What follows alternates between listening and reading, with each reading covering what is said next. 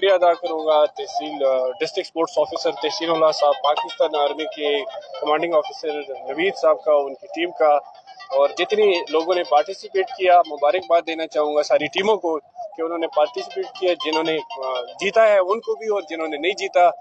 ایک اچھا ایونٹ ہوا ہے، بہت بہترین ایونٹ ہوا ہے، اور میسج ہمارا یہ ہے عوام کو، پبلک کو، چارسدہ کی عوام کو، کہ اسی طرح جو ہے وہ یہ ایونٹ تو ہم نے ڈسٹرکٹ ایڈمنسٹریشن آرمی کے تعاون سے کیا ہے. خود جو ہے جو ہمارے گراؤنڈز بنے ہیں، جو ہماری فیسلٹیز بنی ہیں، جو ان کے لوکل لیول ہے، وہ ساری آباد کرے تاکہ جو ہمارا یوتھ ہے وہ ایک پازیٹیو ایکٹیویٹیز کی طرف جائے، پازیٹیو ایکٹیویٹیز میں حصہ لے، سپورٹس میں حصہ لے، اور جو ہمارے انتہا پسندی اور اس طرح کی چیزوں سے وہ بچ کے رہے اور بڑھ چڑھ کر ملک کو آگے لے جانے میں اپنا کردار ادا کرے. سر، کیا آپ سمجھتے ہیں کہ اس قسم کے کھیلوں کے انعقاد سے جو نوجوانوں کی منفی سرگرمیاں ہیں وہ ختم ہو کر مثبت سرگرمیوں میں تبدیل ہو جائے گی اور اس قسم کے ایونٹس مستقبل بھی ہوں گے؟